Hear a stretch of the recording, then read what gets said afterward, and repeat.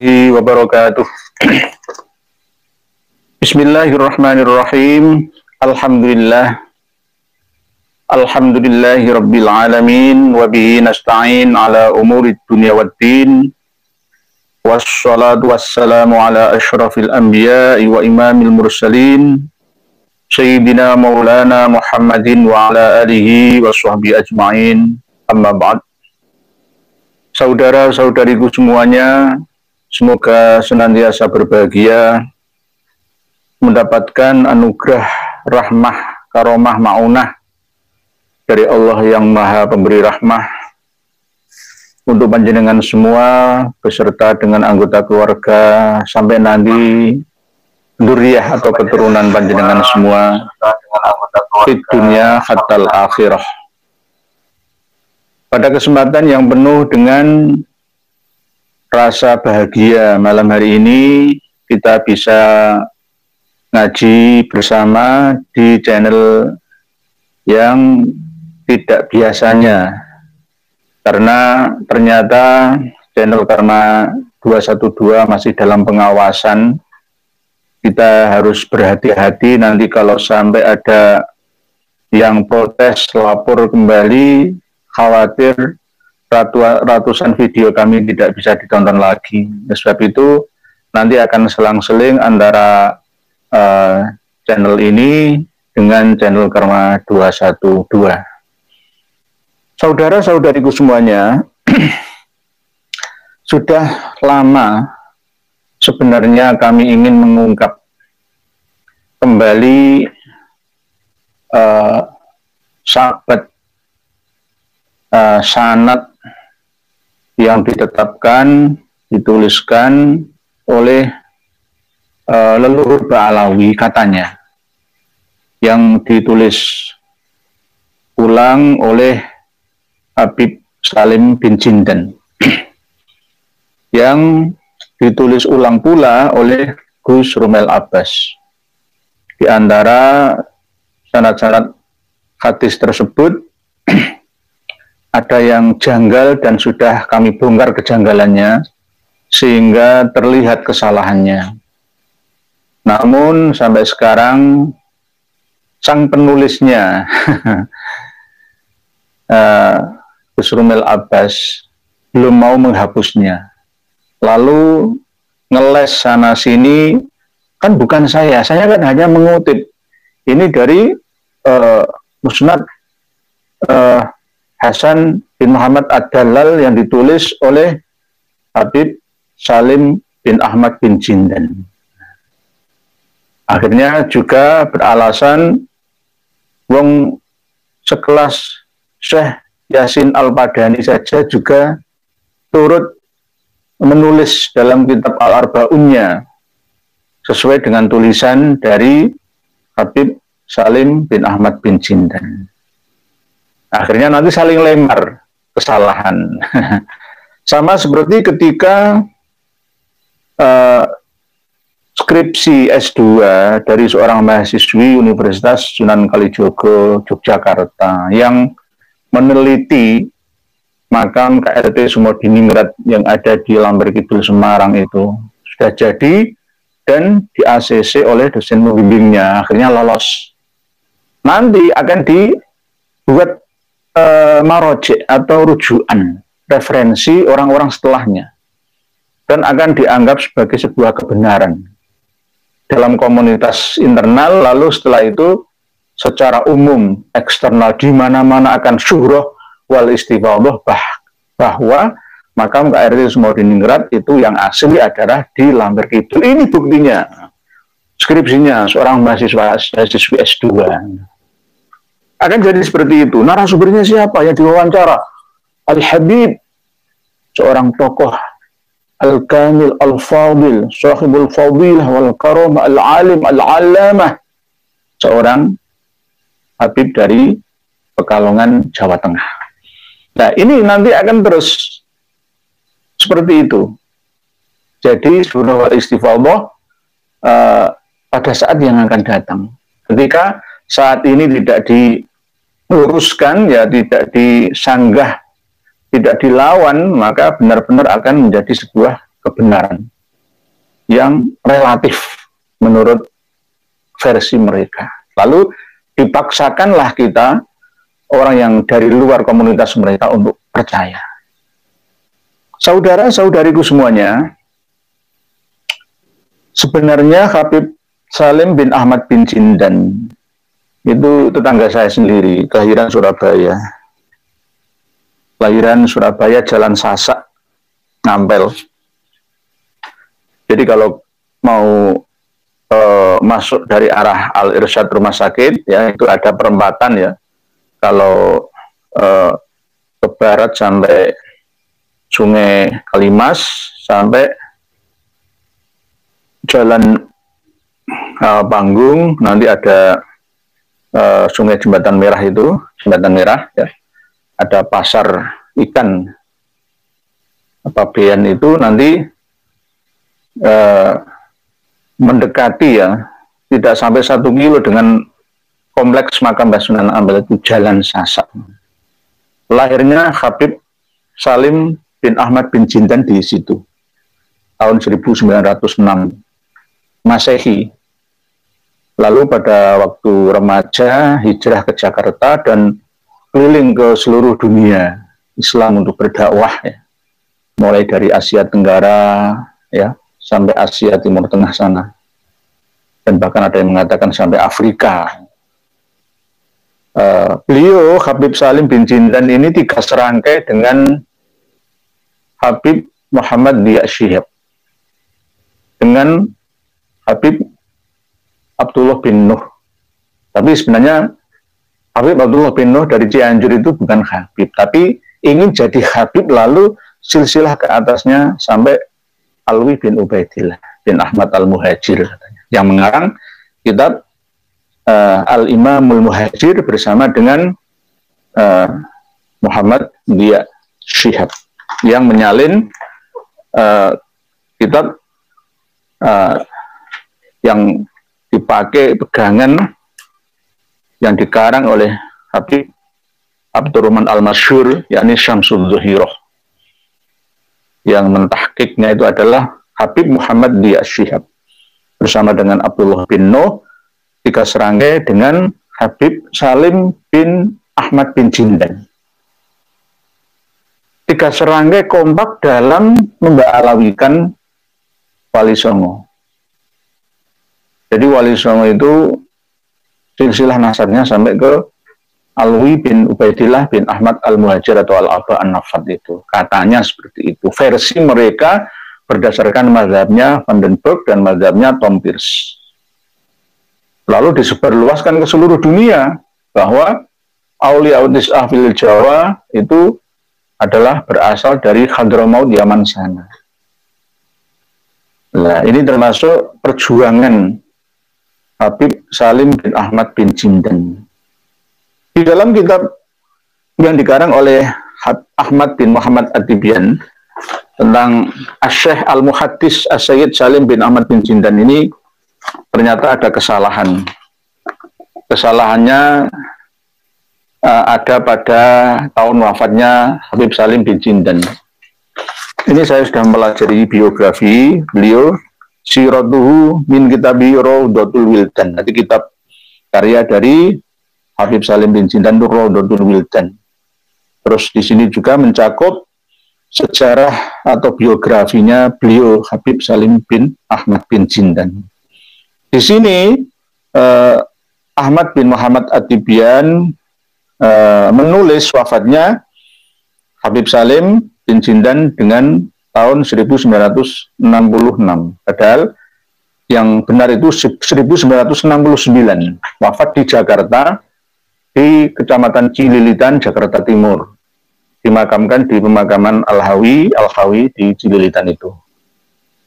Kalau tahun hijriahnya, lahir beliau Habib Salim bin Jindan di Surabaya tahun 1324, wafatnya tahun 1386, jadi abad ke-14 Hijriah.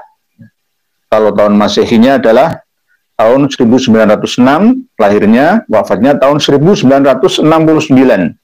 Jadi kesalahan yang ada di kitab Asy-Syaikh Al-Muhaddits As-Sayyid Salim bin Ahmad bin Jindan ini ada pada tahun wafatnya. Ini diprotes sendiri oleh keluarga beliau dalam maklumat peringatan penting.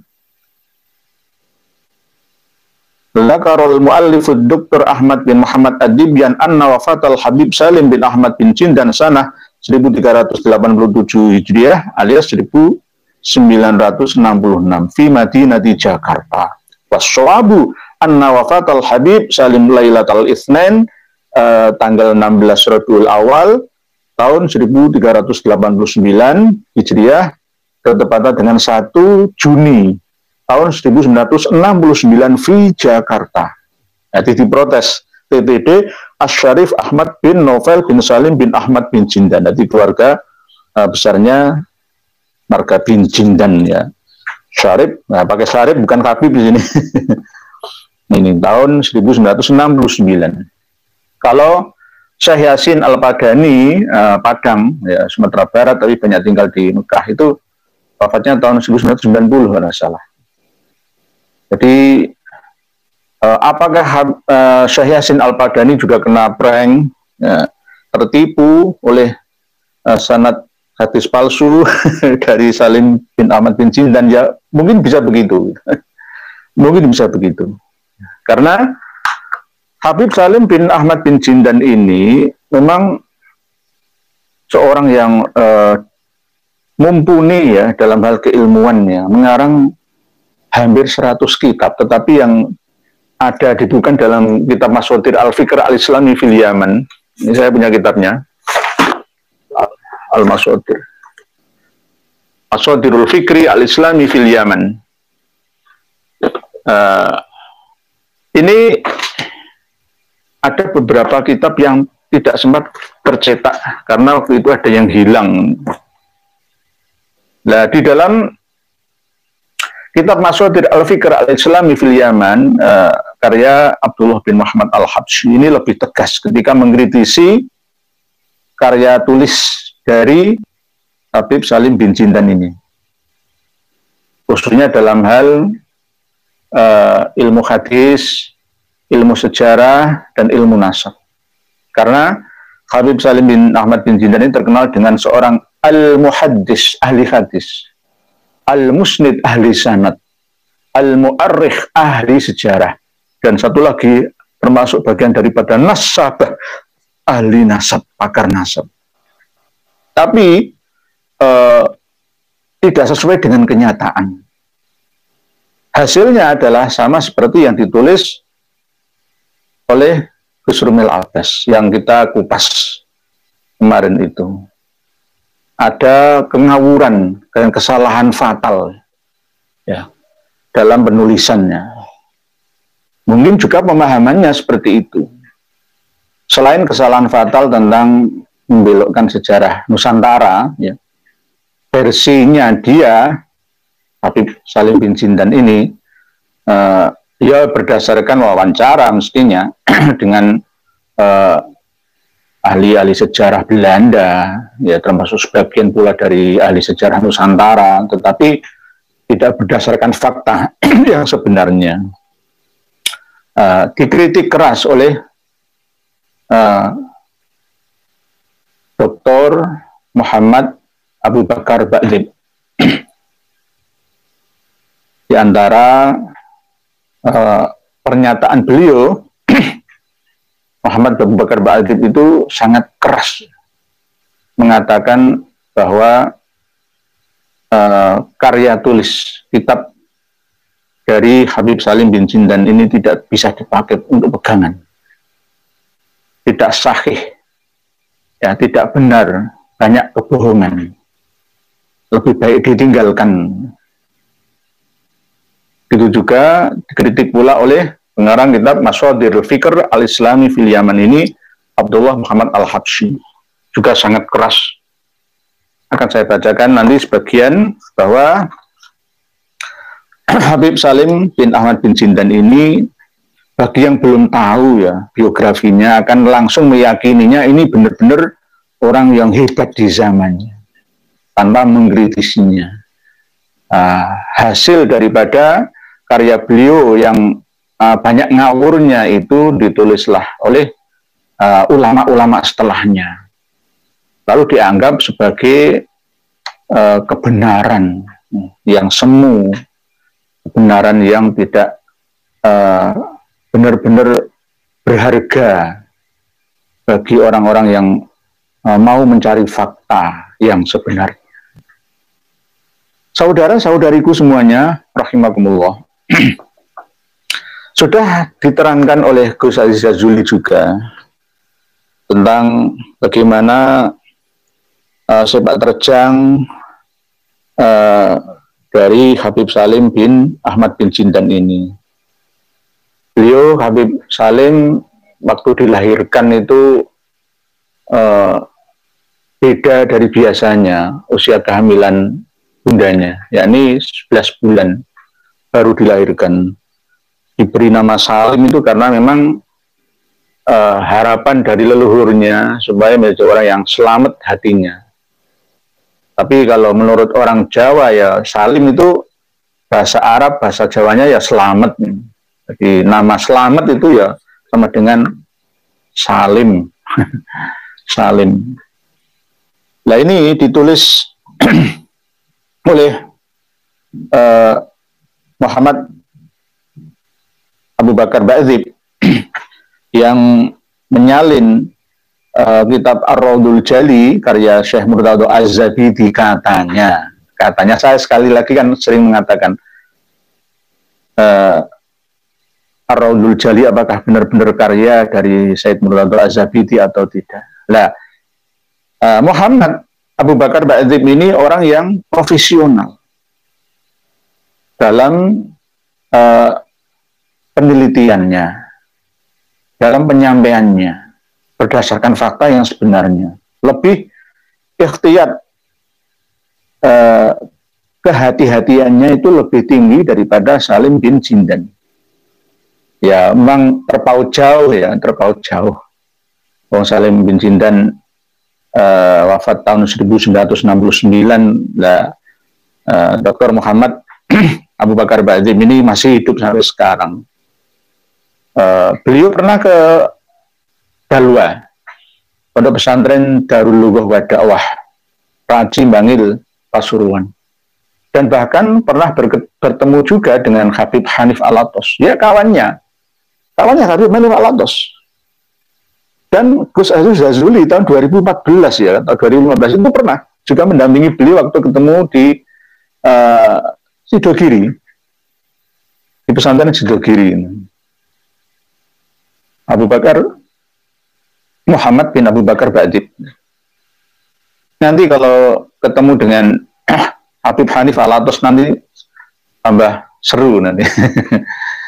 Karena tulisan beliau ini benar-benar sangat menjunjung tinggi nilai-nilai keilmuan, keprofesionalan dalam penelitian. Ada pertanyaan soal, hal kutubu Bani Jindan fil ansab mu'tamadah?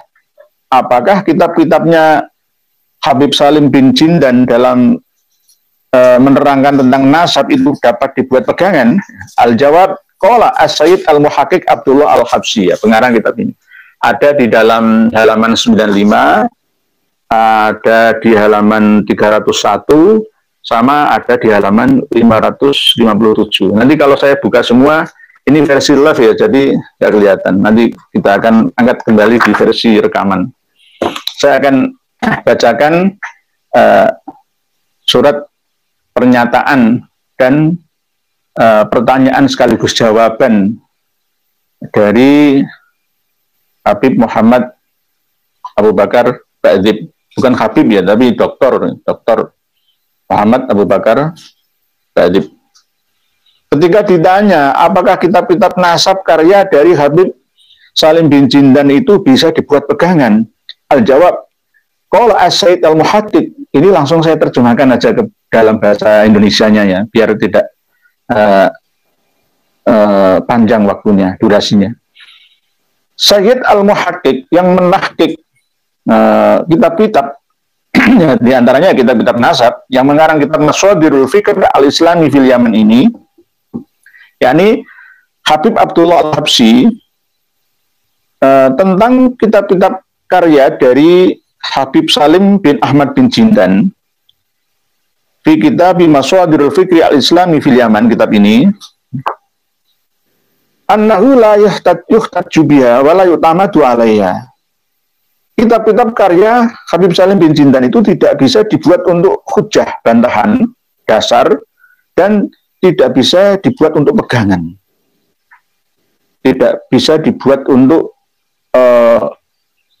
rujukan, ya, tidak bisa.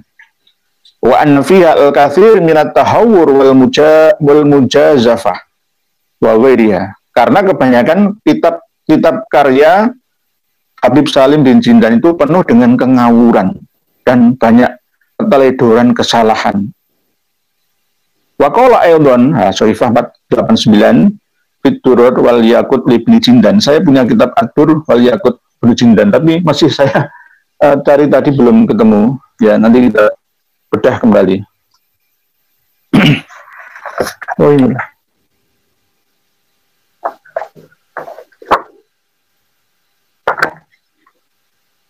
Oh, ini sama, hampir sama ini. Jadi wa qala Syaifah 540 juga, qultu hadhil kutub laisa fiha ma yufidu wa fiha minal mujazafah wal khalat ma yatabayyanu lil qari min awwali wahlatin. Kitab karya Habib Salim bin Ahmad bin Jindan itu tidak berfaedah apapun, karena di dalamnya banyak kengawuran, keteledoran, ketumpang-tindihan, dan kesalahan yang tidak bisa dijelaskan bagi pembaca, sebab dari awalnya sudah salah. Terus berdasarkan innalladzina taqadu katsirun, banyak orang yang membuat pegangan, menjadikan pegangan, ya, orang-orang banyak atas karya dari Habib Salim bin Jindan ini. Tapi ghairul Habsyi, ya, selain dari Abdullah Muhammad al-Habsyi. Di antaranya adalah Said Sakof Ali Al-Kaf alladzi kana yasifu kutubahu fil ansab bi annaha al-kadzib. Ini paling berani, yakni Said atau Habib Sekaf Ali Al-Kaf menyifati kitab-kitab nasab karya Salim bin Jindan ini adalah penuh dengan kebohongan. La yu'tamadu alaiha, tidak bisa dibuat pegangan, sandaran. Nah, ini ketika ada orang yang bertanya, yang dijawab oleh Muhammad Abu Bakar Ba'adzib seperti ini. Dan bahkan sama seperti yang kami sampaikan dalam tema bahwa Habib Salim bin Jindan ini menderita penyakit malikhulia. Malikhulia itu apa? Penyakit halusinasi, penyakit jiwa. Penyakit jiwa. Kalau bahasa sekarang ya sako lah. Sako atau khayalan. Halusinasi, sering berkhayal, tidak sesuai dengan kenyataan. Tidak hanya Habib Salim bin Ahmad bin Jindan saja, ya memang sejak dulu seperti itu. Ya seperti, ya Allah alam, ya mohon maaf ya, nanti saya menggugat orang-orang saleh di masanya, nggak baik lah. Pokoknya ya memang karakteristik memang tidak jauh beda, ya, dari generasi ke generasi. Ya sama seperti apa yang disampaikan dalam tulisan kitab karya Salim bin Ahmad bin Jindan ini. Ini yang mengatakan Muhammad bin Abu Bakar Ba'adzib sendiri. Nah, ini dijelaskan secara panjang lebar bahwa tujuan daripada menerangkan kenyataan yang sebenarnya itu bukan bermaksud untuk menjatuhkan kredibilitas, ya, nama baik dari Habib Salim bin Ahmad bin Jindan, atau untuk menghalangi kemasyhuran dan keterkenalannya, itu enggak. Ini supaya bisa dipahami mana yang benar dan mana yang salah. Termasuk diantara tentang keterangan tentang ilmu nasab. Ini jelas tidak bisa dipakai dan tidak bisa dibenarkan sama sekali. Ini jelas. Apalagi nanti berhubungan dengan masalah sanad hadis juga, walaupun beliau terkenal dengan daya ingatnya yang hebat, tetapi ternyata banyak keeroran di dalamnya. Jadi tidak bisa dibuat untuk pegangan. Sama seperti ketika mencantumkan nama Hasan Al-Allal itu ya. Padahal yang benar itu adalah Hasan Ad-Dallal bin Muhammad bin Ali bin Muhammad bin Ahmad Al-Abbah An-Nafat itu. Nah, ini jelas. Wahadihi tasarrufat yufassiruha nassun nadirun waridun fi risalatin khassatin minal allamah As-Said Alwi bin Thohir Al-Haddad. Lah, di antara gurunya Habib Salim bin Jindan ini adalah Habib Alwi bin Thohir Al-Haddad, pengarang kitab Uqudul Almas. Pengarang kitab Uqudul Almas. Nah, ini pengarang kitab Uqudul Almas. Itu gurunya sendiri pertama waktu awal-awal ya.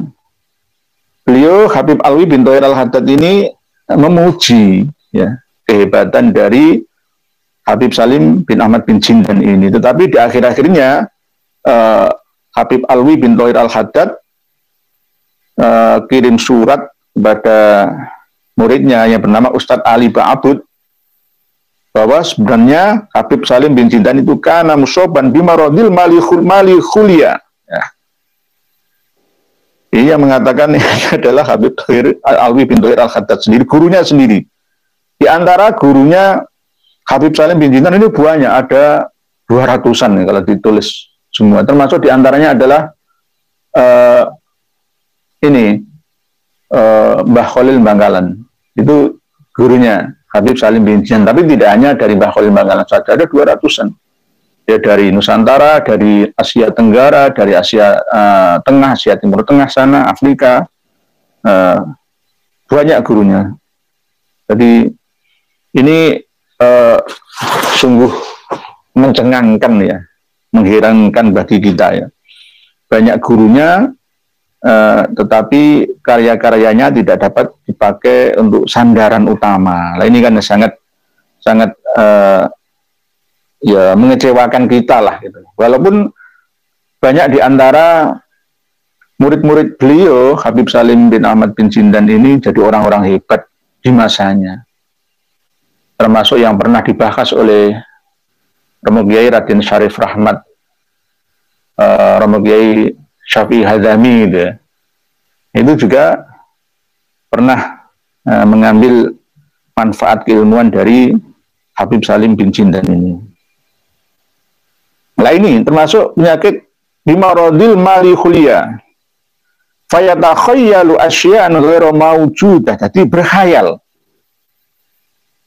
Dunia penuh khayalan. Sama seperti ketika saya bongkar ya, termasuk riwayat dari tulisan Gus Rumel Abbas tentang Adzofari ya, yang meriwayatkan hadis dari Muhammad bin Ali Al-Faqih Al-Muqaddam. Terus ada rangkaian sanad silsilah di bawahnya Ahmad An-Naqib. Imam Ahmad An-Naqib nggak pernah ada gelar Imam Ahmad An-Naqib, itu nggak ada. Ahmad ya Al-Abbah An-Nafat. Al-Muhajir itu baru ada abad 12 Hijriyah. Baru ada juga ketika dipopulerkan oleh pengarang kitab Uqudul Almas Habib Alwi bin Thohir Al-Haddad, Mufti Johor Malaysia. Jadi terjangkit penyakit mali khulia. Nah, itu mali khulia kan bahasa Arab ya. Kalau bahasa Indonesianya apa mali khulia itu? Mali khulia itu sama dengan melankolia. Melankolia. Kalau ada lagu yang melankolis ya, nada lagu yang melankolis itu sama seperti ketika berada di tempat dansa musik ya, itu kan orang seperti sako ya, nggak sadarkan diri berada di dunia nyata atau tidaknya. Melankolia tidak lagi diklasifikasikan sebagai masalah psikologis yang berdiri sendiri, tetapi diklasifikasikan sebagai identifikasi gangguan depresi. Dan alih-alih didiagnosis melankolia, seseorang justru didiagnosis menderita gangguan depresi mayor dengan ciri-ciri melankolis. Nah, ini penyakit yang diderita oleh Habib Salim bin Ahmad bin Jindan. Al-Muhaddis, Al-Musnid, Al-Mu'arrikh, dan Nasabah. Ini yang berkata siapa? Ya gurunya sendiri, Habib Alwi bin Thohir Al-Haddad, Mufti Johor, Malaysia. Telah dinyatakan bahwa depresi melankolis lebih mungkin terjadi pada orang yang menerima perawatan rawat inap. Ya kalau di sini ya ODGJ lah ini. Harus masuk ke rumah sakit jiwa. Ya. Pada orang yang menerima perawatan rawat inap atau mereka yang menderita depresi berat. Dan hal ini dapat dikaitkan dengan depresi efektif musiman pada beberapa orang karena gejalanya lebih terasa ketika suhu turun dan suhu naik, lebih sedikit paparan sinar matahari. Jadi ketika ada orang yang sering berhalusinasi ya, seperti ceritanya mungkin Linda yang kerasukan Vina misalkan ya, yang viral baru-baru ini, katanya kerasukan arwahnya Vina ya, sama seperti itu. Jadi suatu saat jika ada sinar matahari itu tidak suka, inginnya gelap-gelapan, lembab-lembapan di tempat yang lembab. Nah itu sama dengan penyakit jiwa, ya, melankolia atau malikhulia, bahasa Arabnya seperti itu, melankolia. Nah, ini berarti karya tulis dari Habib Salim bin Ahmad bin Jindan ini untuk urusan sanad hadis, urusan ilmu nasab dan sejarah ya tidak bisa dibuat pegangan sama sekali, albattah tidak bisa dibuat pegangan, tidak bisa dipercaya karena banyak kebohongan, kengawuran dan kesimpang siuran, ketumbang tindihan. Ini sekaligus dan otomatis ya menjatuhkan 75 riwayat hadis yang mereportase adanya tokoh-tokoh Ba'alawi pada masa awal yang ditulis oleh Gus Rumel Abbas. Semuanya sudah kita umumkan di awal 2 hari setelah munculnya 75 sanad hadis itu dengan kata dari kami itu adalah sanad halu. Ini terlihat sekarang karena memang yang membuat adalah orang-orang halu. Orang-orang halu yang suka menghayal, ya, berhalusinasi. Jadi mungkin ini yang dapat kita pahami, yang saya sampaikan ini. Selanjutnya kita akan berkomunikasi dengan panjenengan. Walaupun ini channel baru, tetap kita optimis nanti akan bersaing cepat maju karena dukungan panjenengan semua. Biasanya banyak tulisan ribuan, sekarang puluhan, nggak apa-apa. Mungkin demikian yang dapat kami sampaikan. Kita akan bahas secara berkelanjutan dalam bahasan pembacaan komentar panjenengan. Bismillahirrahmanirrahim. Bismillahirrahmanirrahim. Ibu Zain Zeta, nah, dari Pamekasan Setia terus. Assalamu ya Kiai. Alhamdulillah sudah bisa live lagi meski di kanal yang berbeda. Nggih, Bu Zain Zeta pangustunipun. Mudah-mudahan Allah selalu membantu dalam setiap perjuangan. Nggih, matur suwun, amin amin ya Allah yang mujibah sailin. Matur suwun Bu Zain Zeta dari Pamekasan atas kesetiaan panjenengan dalam mengawal dan mendoakan kami. Pangestu panjenengan, semoga Allah mengijabahi. Nggih. Mas Anom, alhamdulillah sehat-sehat Kiai. Alhamdulillah juga Mas Anom, jenengan juga semoga sehat selalu. Bu Zain Zeta, efek dari tulul amal itu cita-cita yang terlalu panjang ke depannya. Angan-angan dawane umur, dawane urip. Nah, tulul amal bahasa Arab, panjangnya angan-angan yang disertai khayalan tingkat tinggi akan membuat kita sulit mengontrol harapan-harapan yang tidak semestinya. Bahkan yang mustahil seperti berharap menjadi cucu Nabi padahal mustahil. Nggih, leres Bu Zain Zeta. Kebanyakan menghayal. Sama seperti ketika kejadian pada tahun 1980-an pada waktu ada SDSB ya SDSB itu nih, Bu Zain, Zeta. SDSB itu kan orang banyak yang berkhayal ingin kaya itu, dengan cara yang cepat, singkat. Akhirnya orang banyak yang ada sepeda motor atau mobil tabrakan itu langsung plat nomornya diramesi. Wah, ini plat nomornya ini keluar nanti ini. SDSB. Jadi orang itu banyak yang ziarah ke makam kuburan keramat, bukan ingat akhirat, tetapi ya berkhayal itu tadi. Berkhayal. Bahkan saya itu punya pohon randu besar itu. Dulunya tuh sering buat orang tidur mencari wangsit. Berkhayal, yaitu dari bagian daripada melankolia, ya. Malikhulia bahasa Arabnya. Termasuk tulul amal itu, Bu Zain. Tulul amal itu wah, misalkan saya akan hidup 1000 tahun, sama seperti cita-citanya orang Yahudi. Ya. Jadi ya seperti ingin diakui menjadi cucu Nabi yang akhirnya mengarang cerita-cerita khayalan. Di antara cerita-cerita khayal, takhayul ya adalah jika kalian memanggil 3 orang nama Habib, yakni 1 Habib Alwi Al-Ghuyur, Habib Ali Maulad Darab, dan Habib Umar Al-Muhdor, maka secepat kilat ketiganya akan datang menolongmu dan membantu mengijabahi semua hajatmu. Nah ini sama seperti ketika kita memanggil, wahai Superman datanglah, sama seperti itu. Wahai Batman, Spiderman datanglah, tolonglah aku, sama seperti itu. Ada kitabnya. Ada kitabnya, diulang-ulang dalam kitab-kitab karya internal mereka. Ya, sama seperti itu, namanya termasuk bagian daripada tulul amal. Mustahil lah. Hal yang mustahil, hil yang mustahil. Begitu Bu Zain Zeta, sama seperti korban Kanjeng Dimas taat pribadi yang ingin kaya, nanamkan uang 1 juta mengharap jadi 1 miliar. Dijanjikan sabar menunggu, kalau nggak sabar berarti nggak kuat kaya. Itu namanya bagian daripada tulul amal. Pengen mulya gak gelem soro. Kereta cepat. Yai Ikhya, bagaimana tanggapan MUI mengharamkan salam lintas agama? Gimana hukumnya, Yai?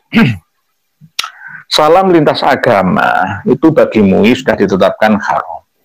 Tapi bagi organisasi Nahdlatul Ulama ya, tidak mengharamkan. Nah, ini bagaimana? Ini masalah apakah menyangkut akidah atau hanya sekedar syariah furu'iyah? Kalau menurut pemahaman yang saya pahami ya, bahwa mengucapkan salam kalau selain dengan bahasa salam yang dipopulerkan oleh umat Islam sesuai dengan ajaran Rasulullah SAW, yaitu diniati untuk saling mendoakan gitu saja antar sesama umat manusia dalam hal lintas agama gitu. Karena dalam moderasi dalam hidup beragama ini harus mulai digerakkan mulai abad ini. Bagi orang yang tidak berkecimpung dalam dunia sosial ya, dan menjadi mungkin bos perusahaan ya, atau menjadi bupati, camat, menjadi wakil rakyat atau menjadi gubernur ya, sampai presiden ya, nggak perlu mengucapkan itu. Toh kalau memang niatnya untuk syiar ya nggak apa-apa.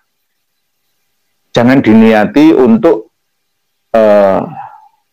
melawan ajaran inti Islam yang sejati, termasuk Assalamualaikum warahmatullahi. Assalamualaikum warahmatullahi. Di antara yang wajib kita bacakan pada waktu sholat di salam yang pertama itu, Kalau di luar sholat, ya misalkan salam sejahtera untuk kita semua, misalkan Om Swastiastu, salam Pancasila, salam budaya dan lain sebagainya, salam multikultur, ya, salam NKRI dan lain sebagainya, itu anggaplah sebagian daripada bahasa gaul itu saja, bahasa gaul untuk merekrut hati, ya, orang yang kita khitobi, yang kita ajak bicara ini, untuk mensyiarkan Islam, ya, rahmatan lil alamin itu. Tapi kalau memang kita kaku, ya, sesuai dengan ajaran MUI, ya nggak usah. Tapi kalau memang kita mau fleksibel, karena memang semua perlu dibedah bersama atas pemahaman kita selama ini yang berbeda-beda. Sama sering yang saya sampaikan, bahwa surga itu sudah ada sejak kita hidup di dunia sampai nanti kita hidup di akhirat setelah kita meninggal dunia. Nah, hal seperti ini kan perlu diyakini oleh semua orang, khususnya umat Islam. Tapi sebagian umat Islam tidak mau menerima konsep ini. Oh, wong surga kok di dunia, wong malah ainun ro'at wala uzunun samiat wala khutir ala qalbi tansyar, itu nggak mungkin, itu sesat. Akhirnya kan seperti itu, ya. Sama seperti ketika wong salam kok ono salam multikultur, salam budaya, salam NKRI, apa nggak ada dalam ajaran Islam, ya. Nanti akan seperti itu. Oleh sebab itu modernisasi dalam pemahaman agama sekaligus pengamalannya ini harus digalakkan. Jadi nanti perbedaan itu akan menjadi rahmatan, orang bisa memilah dan memilih. Sama seperti ketika kita berada di pasar atau berada di supermarket, bisa memilih apa yang kita mau. Pembeli adalah raja. Sama seperti kita ini, diberi kesempatan oleh Allah hidup di dunia, berhak menentukan surga dan neraka kita. Walaupun hakikatnya Allah yang menentukan. Tetapi kita dikasih oleh Allah kesempatan untuk menentukan.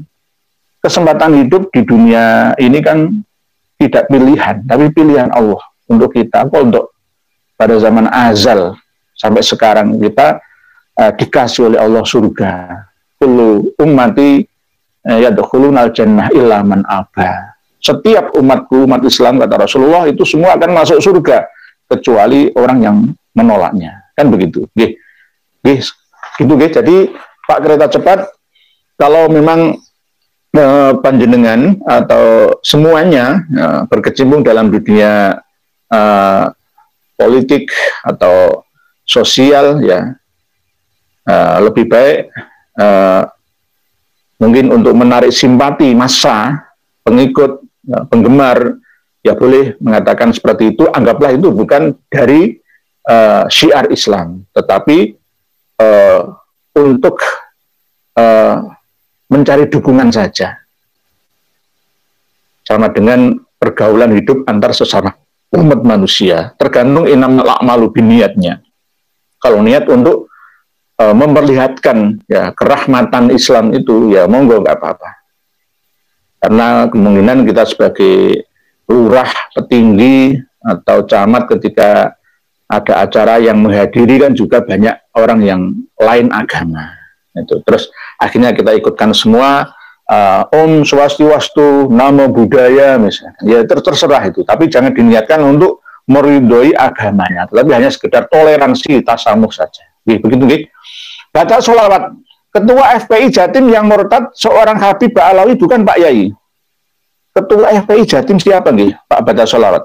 Yang siapa ini? Nggak, jangan sebutkan namanya nih. Ada yang murtad dah.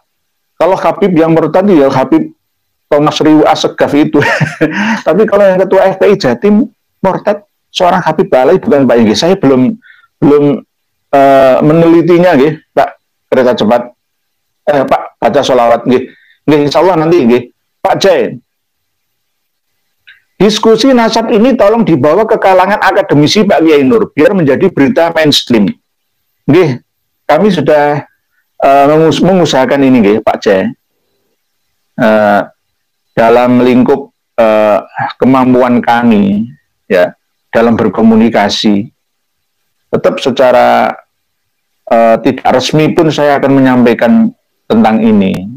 Ada yang ingin minta tulisan tentang Pak Alawi, Ubaidillah itu bagaimana saya kirimi melalui WA saya. Begitu, Ustadz Saoye, jika kita benar begitu, semua kitab dari bin Jindan adalah cuman karangan fiksi belaka, tak bisa dijadikan rujukan, bahkan cenderung menyesatkan. Leres, Pak Ustadz Saoye.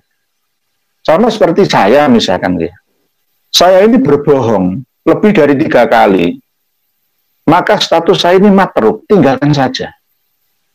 Walaupun ada pepatah undur makol, wala undur mankol ya.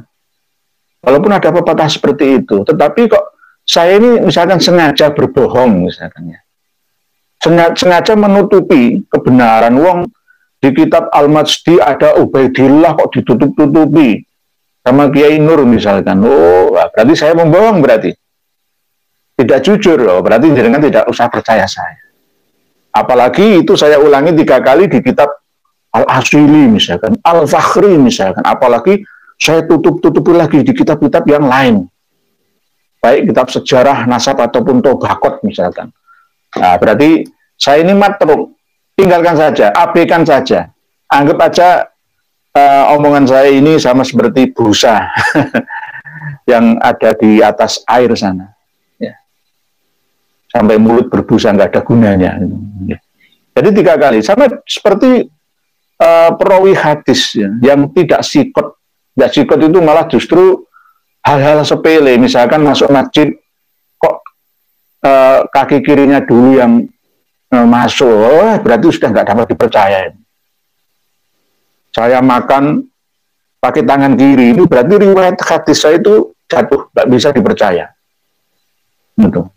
Saya misuan misalkan, atau saya berjalan di tengah jalan tapi terbuka. Dada saya, ya, nah, itu sama dengan fasik, fasik. Nah, itu riwayat saya jatuh. Apalagi misalkan saya sering bugem misalkan ya, nah, berarti nasihat saya, ceramah saya, matruk, tinggalkan saja.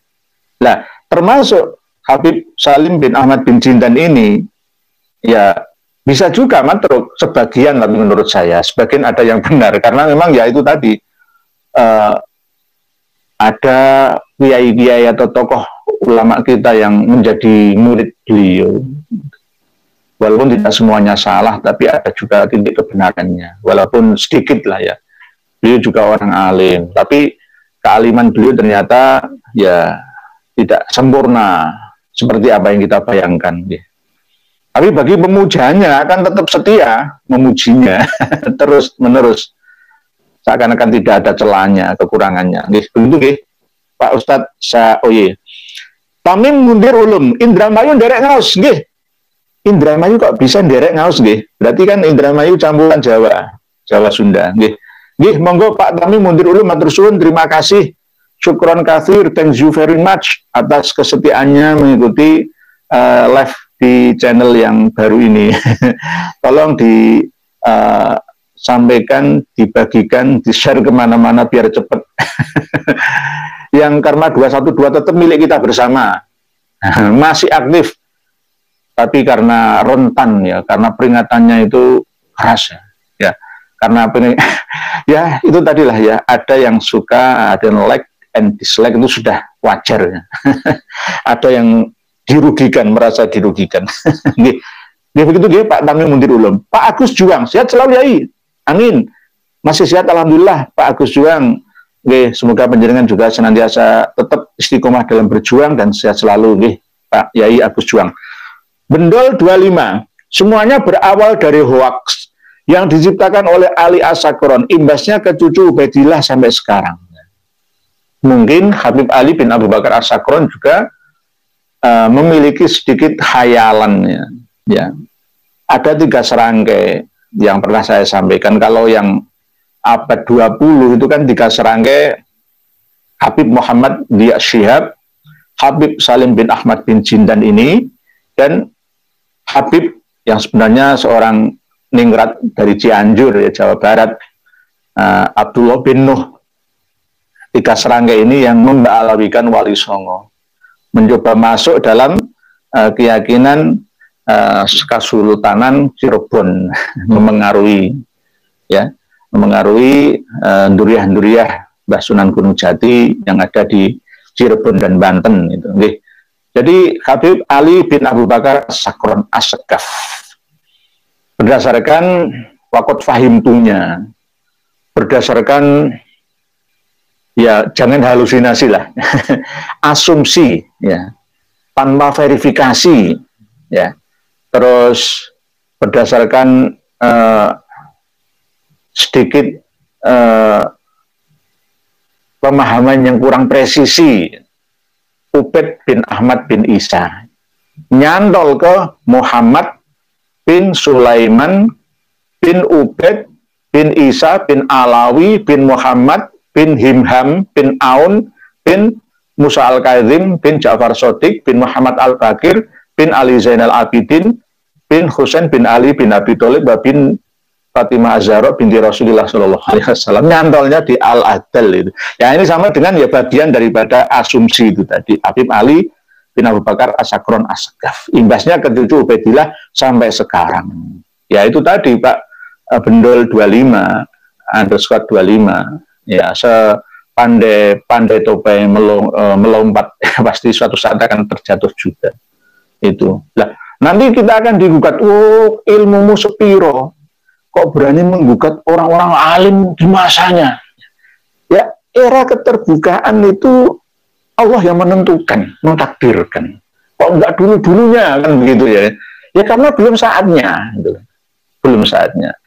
Kita tahu kelemahan kitab As-Suluk fi Tabaqatil Ulama wal Muluk kan ya baru-baru sekarang ini. Walaupun sudah ada kitab dan manuskripnya, cetakan dan versi naskah aslinya. Wong Quran saja salah kok. Walladzina amanu wa 'amilus sholihati lanubawwi'annahum fid dunya hasanatan wal ajrul akhirati akbar law kanu ya'lamun. Itu enggak ada di dalam Al-Qur'an manapun. Baik itu Al-Quran Mushaf Fatimiyah atau Mushaf Utsmaniyah, enggak ada. Mushaf Zaid bin Sabit itu enggak ada. Itu gabungan. Jadi yang benar itu walladzina amanu wa 'amilus sholihati lanubawwi'annahum minal jannati ghurafan tajri min tahtihal anhar ni'ma ajrul amilin. Surat Al-Ankabut ayat 58. Kok jadi digabungkan dengan surat An-Nahl ayat 41? Lah ini kan namanya kalau disengaja bisa murtad, bisa khuruj minal Islam. Nah, kenapa kita baru tahu ya? Berarti kalau Quran saja salah, sekelas Imam Bahuddin Al-Janadi salah, apalagi kitab-kitab keterangan-keterangan yang lain khususnya tentang Ali bin Jadid sampai ke Abdullah bin Ahmad bin Isa. Referensinya dari mana? Wong Ibnu Samurah tidak pernah mencantumkannya. Kan begitu ininya. Berdasarkan apa? Apakah berdasarkan diskusi informasi dari orang-orang yang ada di sekitarnya, di zamannya, di tempatnya, kabarnya bagaimana? Mungkin seperti itu lalu dibukukan oleh Syekh Bahuddin Al-Janadi atau Al-Jundi itu. Ya. Sekelas Al-Quran saja salah, walaupun beliau orang alim, kan begitu. Begitu juga Habib Salim bin Ahmad bin Jintan, ya orang alim, tapi bisa salah. Walaupun sekelas Syekh Yasin Al-Padani, ya bisa salah. Apalagi saya, kan gitu. Bisa salah. Ibnu Hajar Al-Haytami bisa salah. Bisa salah. Syekh Yusuf bin Ismail An-Nabhani bisa salah. Yang maksum itu cuma Rasulullah Shallallahu Alaihi Wasallam.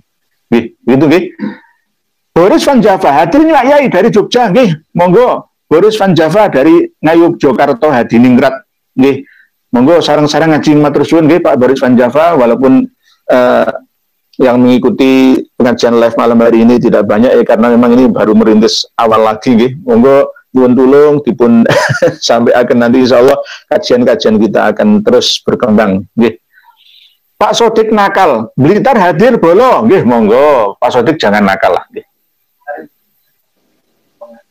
Oh Pak Shodiq nakal nih Duriah Wali Songo, mohon maaf Pak Shodiq nakal jenengan dari Blitar hadir ke Tulungagung kemarin Alhamdulillah subhanallah semoga langkah panjenengan pulang pergi setiap langkahnya dicatat oleh Allah menjadi energi kebaikan. Gimana terus Pak Sodik nakal, semoga jenengan tidak nakal. Aslinya pun jenengan itu terlalu rendah hati. Sodik soleh, bukan nakal, gitu. Namanya nama samaran. Gitu. Blitar hadir bolong, gitu. Monggo. Blitar, gitu. Kita ngaji bersama, gitu, Pak Sodik. Nah, nggak ada guru, nggak ada murid. Kita tuh sharing, berbagi. Zamannya sudah berbeda. Nggak bisa sama seperti Gus Ikdam, saya nggak bisa. Kalau misalkan saya disuruh kayak Gus Ikdam, sini, saya ini siap. Nggak bisa saya. Saya mohon maaf nggak bisa seperti itu. Lebih baik nggak terkenal, nggak viral daripada viral tapi saya harus mencium kakinya Habib, itu saya nggak mau.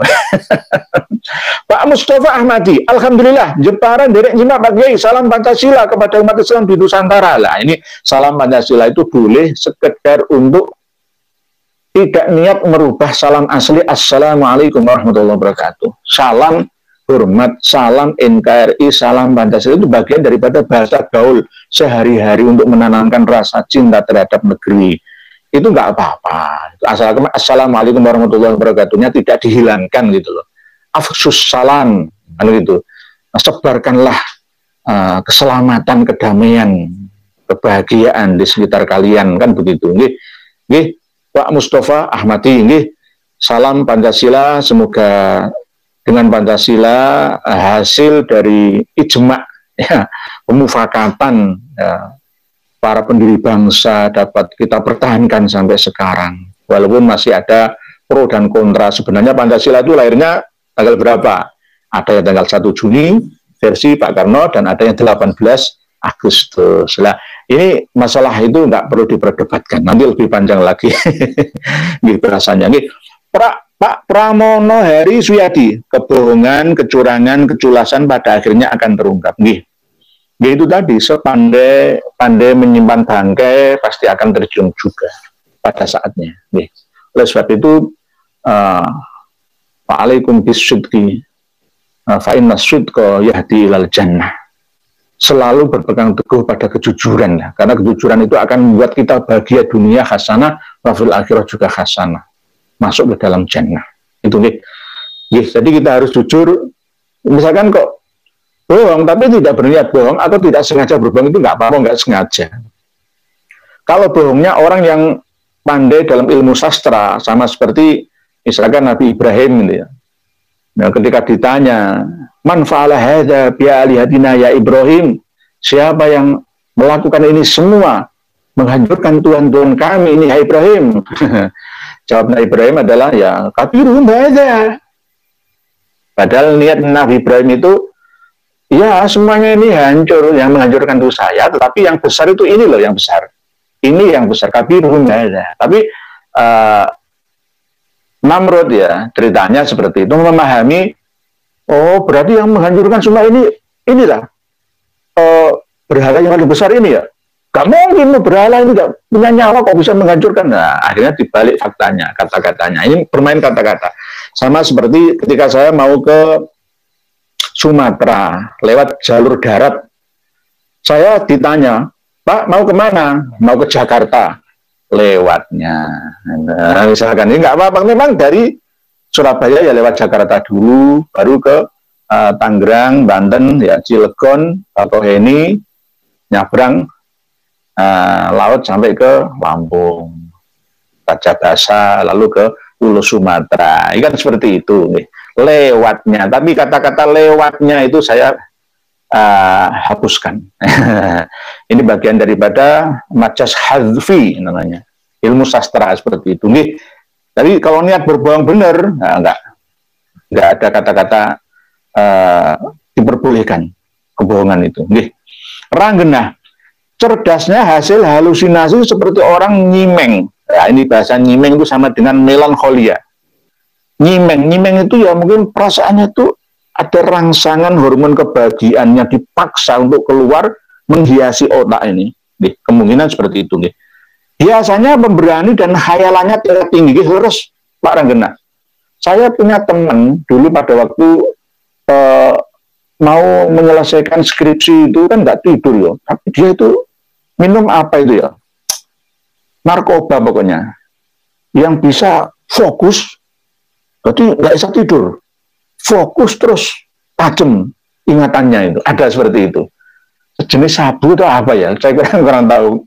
Melihat aja nggak pernah, cuma ya mendengar saja. Kayak nyimeng itu kan ya pakai ganja gitu. Nah, biasanya pemberani, mungkin penjahat itu ketika mau merampok, ya rasa saknonya, nggak mentolonya itu hilang gitu. Rasa kemanusiaannya itu tertutup. Yang ada rasa kehewanannya. Kehewanan, keserakahan yang kuat itulah yang menang. Ya, sama seperti itu. Kemungkinan seperti itu nih. Jadi kalau ini diterapkan di medan perang itu bagus. Orang-orang Amerika itu perang dunia kedua, ya Jerman, Rusia, Uni Soviet dulu itu ya, Prancis, Inggris itu, yang terlibat perang dunia itu ya banyak yang memakai narkoba itu. Jadi nyimeng itu kayak ganja gitu, mungkin begitu, Pak Ranggenah. Terus Pak Nuridos, halusinasi tingkat tinggi itu sama dengan melankolia atau malikulia, nah, bahasa Arabnya, bahasa yang kita kenal dalam dunia kedokteran itu melankolia, seakan-akan seperti menikmati nada lagu yang melankolis. Mahalu, halusinasi tingkat tinggi. Terus Pak Nuridos, Ahmad Sotik, Allah yarham, amin, semoga Allah merahmati, amin, sama dengan Allah yarham rahimakallah, ya akhinal karim Ahmad Sotik. Sukhoi, lah ini kayak jet tempur Rusia. Alhamdulillah bisa ikut ngaji bersama. Sudah 1 minggu Pak Kiai tidak live. Alhamdulillah Pak Sukhoi bisa ketemu di live ngaji di channel baru ini. Semoga channel baru ini tetap berkembang semua. Peringatan dari YouTube atas dasar laporan itu, kita masih belum bisa upload video di Karma 212, tetapi tetap masih bisa diakses oleh semuanya. Kalau live di Karma 212 itu sudah bisa, tapi rentan gitu. Ada lampu kuning. Kalau lampu hijau siap, nggak masalah. Saya bahkan sudah ngomong ke Pak Joko Nur, ke Bu Zain Zeta, ke kiai-kiai yang lain, Karma 212 siap untuk mengudara lagi. Ternyata berbahaya gitu loh. Jadi kami mohon dimaklumi, karena nanti kalau sampai ke kuning dan merah, langsung semua video saya itu habis. Sama seperti kemarau panjang dapat siraman air hujan sehari, habis semua. Eman-eman nggak dapat ditonton semua, diblokir itu. Jadi lebih baik saya hati-hati.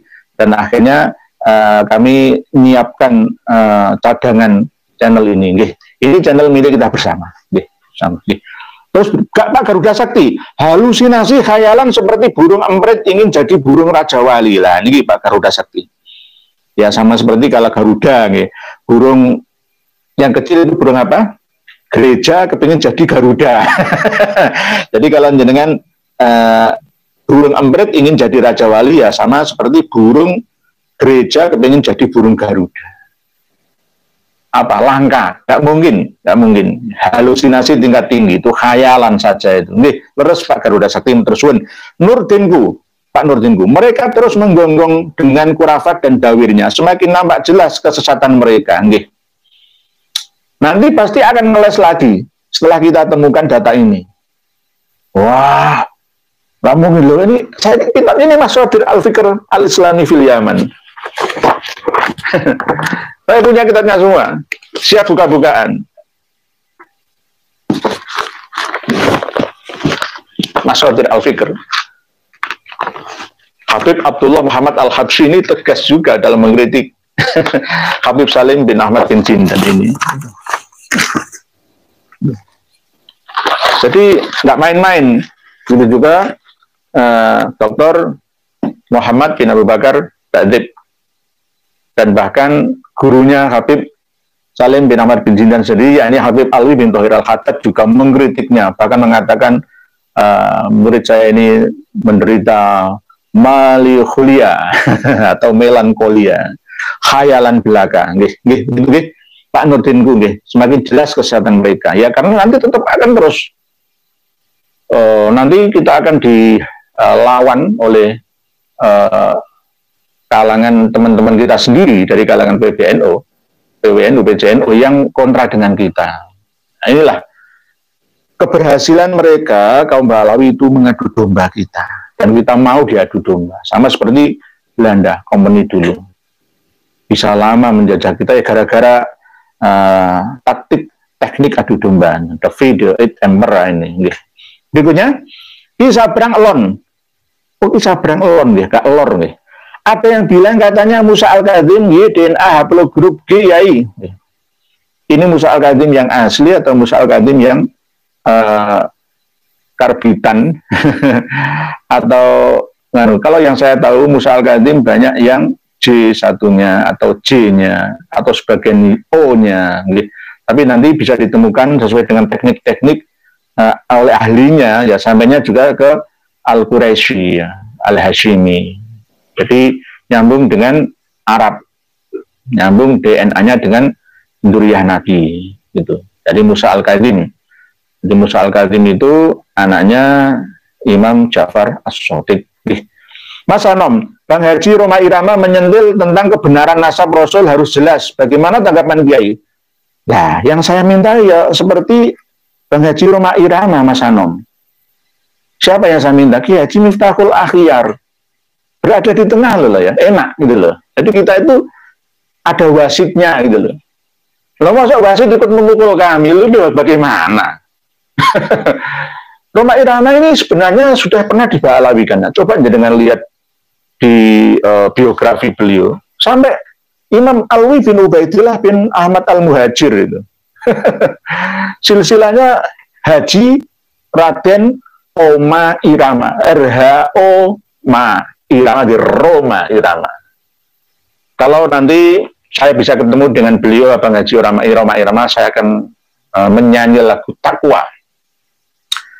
Yang miskin jangan bersedih dan jangan berkecil hati. Yang kaya janganlah bangga dengan membusungkan dada. Derajat manusia di sisi Tuhannya hanya karena takwanya. Derajat manusia di sisi Tuhannya bukan karena hartanya. Yang Habib janganlah ya, itu lagu beliau Haji Roma Irama. Takwa, inna akromakum indallahi atqakum, bagus. Bagus. Beliau Raden Haji Oma Irama. Ya seperti ini yang kita cari, sosok seperti ini yang bisa ngayomi. Saya bangga dengan beliau, mengandalkan ketakwaan. Karena nanti kalau nggak begitu, kita akan bangga-banggaan dengan nasab itu. Oh, saya. Gak ada yang bisa nyanyi darah saya. Akhirnya akan apa itu? Ini perang saudara. Karena apa di Yaman sana itu mereka sama-sama bangga dengan klannya, dengan nasabnya, dengan nenek moyangnya. Ini perang saudara.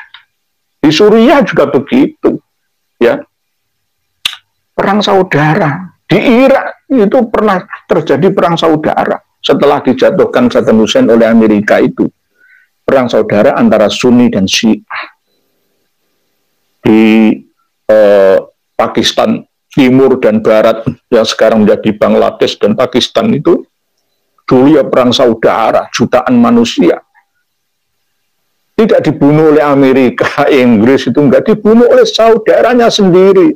Diperkosa itu 400.000 wanita, sama-sama suku Bangla dan suku sebagian dari campuran ya. Sama seperti Myanmar itu kan campuran Arabnya juga ada 30%. Suku yang ada yang ngungsi itu yang sampai terlunta-lunta di tengah lautan yang sampai ke Indonesia, Rohingya itu. Jadi yang kita andalkan itu ketakwaan. Jawaban Haji Oma Irama itu tepat. Saya seneng kayak gitu itu. Tapi jawaban nama Kiai Haji Miftahul Arya jelas nggak tepat sama sekali, nggak bijaksana. Gih, Mas Anom, gih, bagaimana tanggapannya? Leres, Mas Anom, harusnya seperti itu. Ingatlah lagu beliau, Takwa. Nanti dengan cari, saya masih ingat lagunya itu. Gih. Berikutnya, Pak Jackson Adi Sucipto, penyakit halu alias stres, tapi tumben oleh para kabid kok gak dianggap sebagai wali majelis? Nah ini Pak Jackson Adi Sucipto. Di kalangan Habib Alawi itu nggak ada yang namanya hina. Gila pun akan jadi mulia karena doktrinnya, itu, karena endosnya, dan payahnya, anehnya kita ini percaya lebih gila daripada orang gila kita ini. Karena apa? Kalau gila kan jelas itu gila, tapi kita masih percaya, itu bagaimana lah? Ya, berarti lebih rendah daripada orang gila itu sendiri gitu. Ya Allah, naudzubillah, naudzubillah. Inilah bangsa kita. Oleh sebab itu, kami ini berjuang untuk mengangkat harkat dan martabat anak bangsa. Di luar negeri sudah disia-sia jadi pembantu rumah tangga. Di dalam negeri masih disia-sia juga, dijajah oleh mereka. Lah terus bagaimana? Di negeri sendiri kok layaknya kita berada di negeri orang lain, itu bagaimana? Gitu yang kita perjuangkan. Nih Pak Jackson Adi Sucipto ini dari Yogyakarta, nah lapangan terbang Adi Sucipto dulu mah gua itu nih Yogyakarta. Nih Pak Gondrong, asakron juga dengan imajinasi mengarang komiknya seperti kisah Mandarin. Dari Ubaid bin Ahmad bin Isa menjadi Ubaidillah bin Ahmad Al-Abah bin Isa Ar-Rumi dengan asumsinya. Ya kalau dulu itu Habib Ali bin Abu Bakar As-Sakron kan hanya berdasarkan pendapat saya. Sama seperti sekarang misalkan saya ngarang kitab. Menurut saya, ya tak tulis menurut saya bahwa Surabaya ini adalah kota yang sangat sejuk suasananya di antara kota-kota lainnya. Terus akhirnya, oh berarti sangat sejuk suasananya di antara kota-kota lainnya menurut saya, kan gitu. Lalu disalin oleh para pengarang buku setelah saya meninggal dunia. Oh berarti menurut Kiai Nur Ihya Hadinegoro bahwa Surabaya ini adalah kota yang paling nyaman di Indonesia, gitu. Padahal itu kan asumsi saya. Kalau menurut jenengan, Pak Gondrong mungkin jenengan Pak Gondrong saking pundi misalkan, saking Lumajang misalkan, ya kota yang paling bernuansa, ya suasana bahagia, ya kota Lumajang. Di mana surgamu, disitulah kamu berada, kan begitu. Jadi semuanya akan mengagumkan ya klannya, kotanya, tempat tinggalnya masing-masing. Sama seperti ketika saya memiliki mobil Avanza, ya menurut saya mobil Avanza itu mobil paling nyaman menurut saya, karena mobil saya ya Avanza itu. Nggak mungkin saya punya Avanza, menurut saya mobil yang paling nyaman itu adalah mobil Honda Odyssey. Nah, nggak mungkin, kalau saya nggak punya kan, nggak pernah merasakan kan ya. Ya itu kan asumsi. Lalu dari asumsi itu disalin, dipindah sampai leluhur saya menjadi bukan asumsi tapi ketetapan. Itu qoror wal bayan, itu bahayanya kan di situ. Gitu. Asumsi menurut saya, pendapat saya pribadi akhirnya menjadi pendapat secara umum. Tidak pendapat lagi, ketetapan diyakini syuhroh wal istifaudoh fituliz zaman katanya menurut mereka. Nah inilah kesalahan dari asumsi menjadi ketetapan. Gitu Pak Gondrong. Kereta cepat, apa yai? Sebenarnya apa itu yang dimaksud sedekah bumi? Bumi kok disedekahi? Yang butuh disedekahi kan manusia miskin. Apakah ada ajaran seperti itu? Nah, Pak Kereta cepat.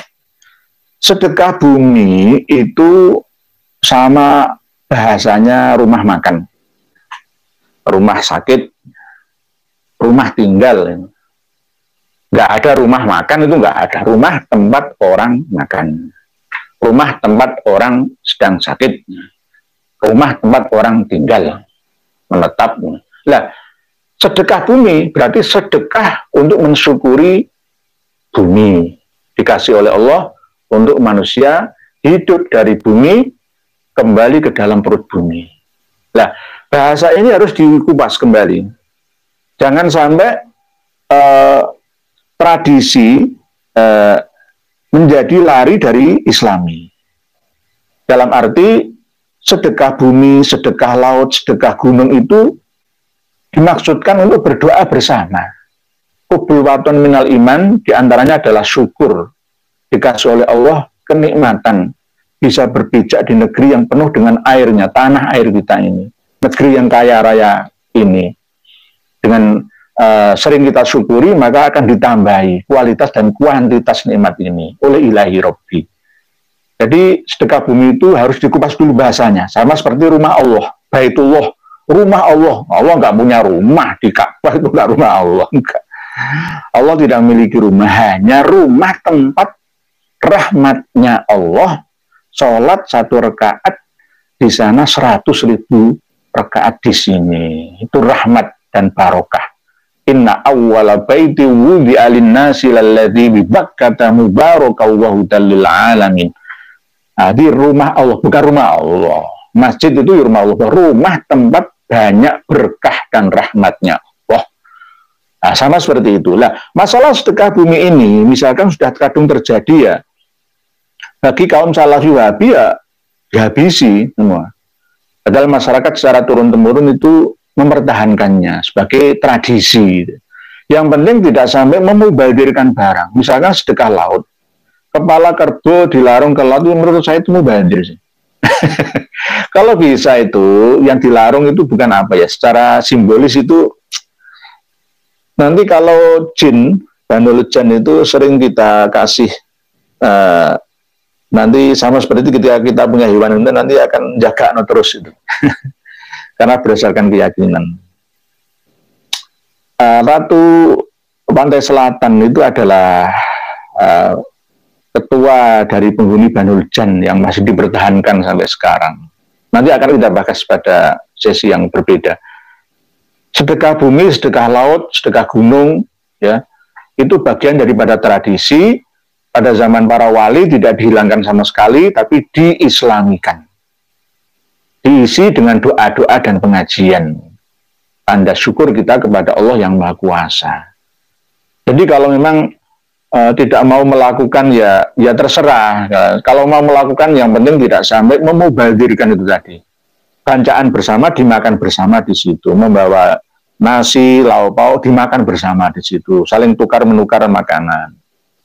Tradisi bahasa dan agama Kawi Jawa Nusantara kuno, baik Sunda Wiwitan, Kapitayan, Kaharingan, Kabalian, itu semua sudah ada sejak dulu kala. Aslinya adalah menunjukkan rasa syukur itu aja. Mangan ramangan kumpul, syukur atas pemberian Allah, dikasih oleh Allah tanah yang subur. Aslinya itu seperti itu. Cuma akhirnya ada energi-energi negatif yang lain menyesatkannya. Dengan cara memanggil danyang-danyang. Danyang itu kan Banul Jan yang hidup di dimensi ke-4 di atas dimensi 3 manusia kita ini. Jadi sedekah bumi itu yang penting tidak sampai memubadirkan barang dan tidak ada ritual-ritual yang menyesatkan, termasuk ada kesyirikan di dalamnya, itu nggak apa-apa. Nggak apa-apa. Jadi anggaplah itu sebagai acara doa bersama gitu aja. Nggak sedekah bumi, sedekah mensyukuri bumi. Gitu nih, Pak, kereta cepat nih. Posisi santri, Assalamualaikum ya Nur, Waalaikumsalam, Alhamdulillah. Bisa live lagi, izin bertanya, apa sebenarnya hukum arisan haji yang nabung sampai berpuluh tahun, kuota dibatasi, tapi kalau 110 juta kuota kok ada, makasih ya. Lah inilah yang namanya teori tidak sama seperti prakteknya Pak, posisi santri. Ada kuota cadangan sebenarnya, ini rahasia umum ya, yang dimiliki oleh keluarga para penyelenggara panitia haji itu sendiri. Satu orang dapat 3, itu bisa dijual lagi ya. Saya membocorkan rahasia ini. Jadi intinya kejujuran Pak, kejujuran. Malaysia itu daftar tunggunya cuma maksimal 10 tahun.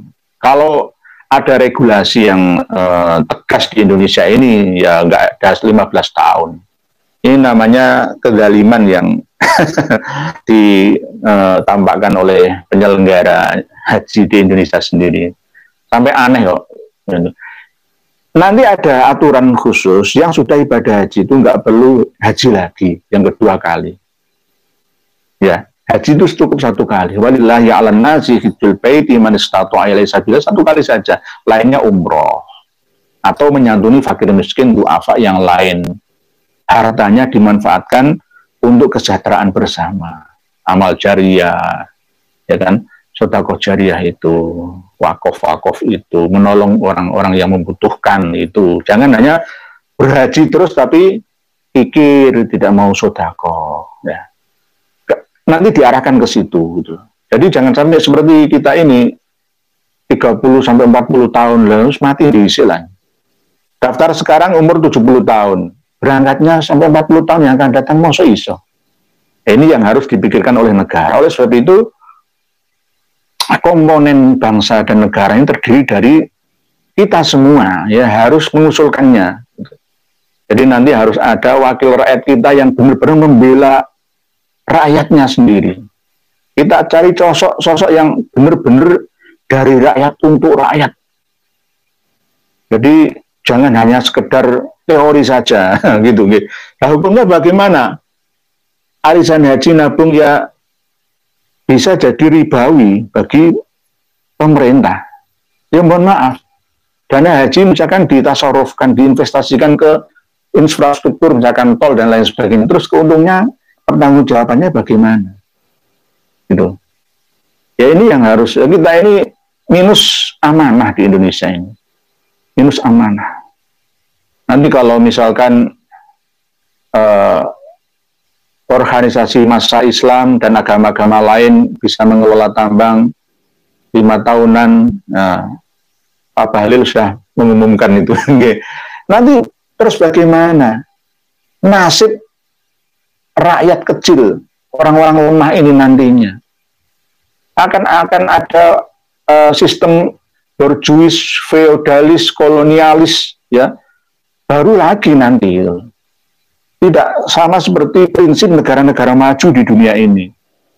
China itu sudah mulai merintis sejak 20 tahun yang lalu untuk kesetaraan, kesamaan, ya, bahagia bersama, mengangkat harkat dan martabat sesama umat manusia. China membela negaranya, membela warga negaranya. Kalau Indonesia berganti pimpinan setiap 5 tahun, wes penting balik modal sudah. Penting aku, keluarga aku yang lain, mosok mikir ke urusan. Itu mental kita, itu. Seperti itu. Sebab itu harus dibangun sejak awal. Gitu. Jadi hukumnya adalah riba. Riba, mengelola tabungan haji berpuluh-puluh tahun, bunganya nggak jelas, nggak ada laporannya, bagaimana, ya, itu riba, tapi yang nanggung untuk pemerintah, yang akhirnya membuat bangsa dan negara ini tidak semakin berkah. Negara kita ini kaya raya, tapi tidak berkah. Sama dengan kelaparan di dalam gudang makanan melimpah. Seperti itu. Papua cinta Nusantara. Assalamualaikum ya Papua. Jadi ini waalaikumsalam Papua cinta Nusantara. Sebenarnya Papua itu sama seperti yang saya sampaikan, kekayaan dunia itu ada di Papua. Apa yang tidak ada? Uranium, tembaga, emas, ada semua di sana. Bahkan satu-satunya di dunia yang tidak ada, itu hanya ada di Papua. Apa? Ya burung cendrawasih itu.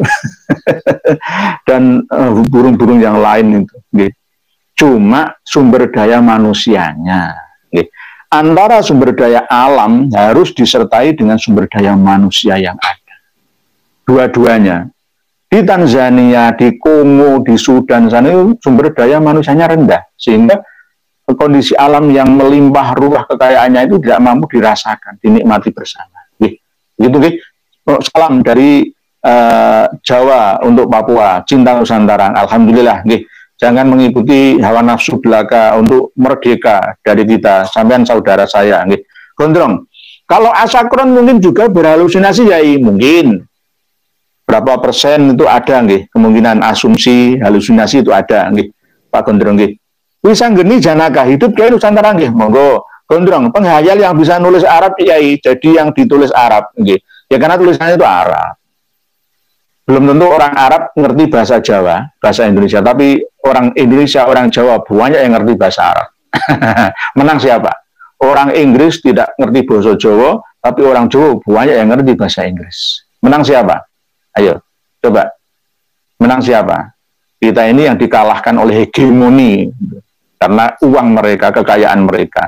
Kekayaan dari kita malah dibuat nindas kita, menjajah kita. Ini masih banyak tulisan yang masih belum saya baca. Ini saya nawar satu ya. Sami'na wa ata'na, artinya adalah kami dengarkan dan kami taati. Assalamualaikum Yai, izin bertanya. Ibadah sholat adalah ibadah fisik dan batin. Untuk kisah wali yang bisa sholat sunnah 1000 kali dalam satu hari, validkah cerita itu? Apakah cukup waktu sehari itu? Makasih.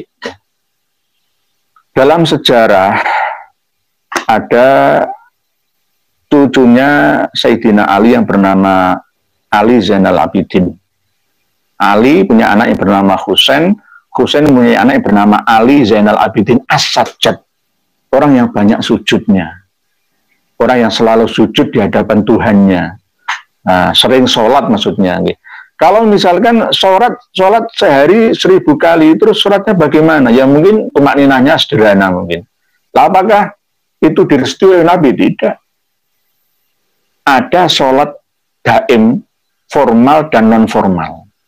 Sebenarnya sholat 5 kali sehari semalam itu secara formal. Non formalnya itu 24 jam. Setiap detik, menit, jam itu selalu sholat dalam hati. Jadi sholat itu ya sambil duduk bisa, sambil berdiri, sambil berjalan. Ingat Allah. Seiring dengan detak jantung kita selama masih ada nafas masuk keluar. Oksigen kita hirup, ya karbon dioksida kita keluarkan dari tubuh kita, ini semuanya mengandung sholat. Sholat yang tidak resmi, rukuk, sujud, ya. Tapi semuanya tumakninah dalam ibadah, sesuai dengan bahasa tubuh masing-masing. Setiap dari lekuan tubuh kita ini semuanya mengandung nilai sholat. Nafas keluar, masuk itu mengandung nilai sholat. Ingat Allah, zikrullah, karena sholat itu adalah berisi zikir dan doa yang dimulai dengan takbiratul ihram dan ditutup dengan salam.